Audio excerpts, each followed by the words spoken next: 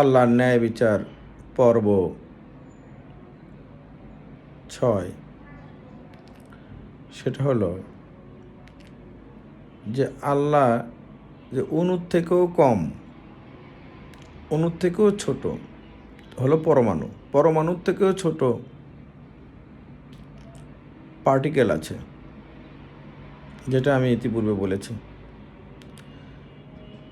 তার থেকেও ছোট যদি কোনো কারো সৎ কাজ অথবা মন্দ কাজ থাকে, তাহলে আল্লাহ কিয়ামতের দিন সেটাও মানুষদেরকে আল্লাহ দেখাবেন। এই জন্য আল্লাহ পবিত্র কোরআনে বললেন, فَمَن يَعْمَلْ مِثْقَالَ ذَرَّةٍ خَيْرًا يَرَهُ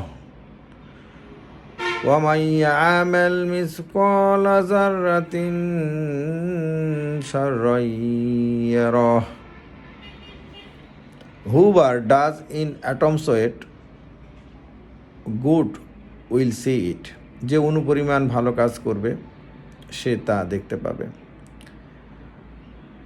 এবং যে অনুপরিমাণ বা অসৎ কাজ করবে, খারাপ কাজ করবে বা মন্দ কাজ করবে সে তা দেখতে পাবে। এটা আল্লাহ তাআলার ন্যায় বিচারের মধ্যে অন্তর্ভুক্ত।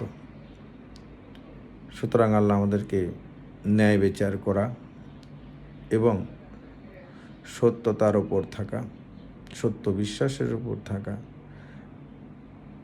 যেন আমাদেরকে সিরাতুল মুস্তাকিমের পথে থাকার তৌফিক দান করে। আসসালামু আলাইকুম।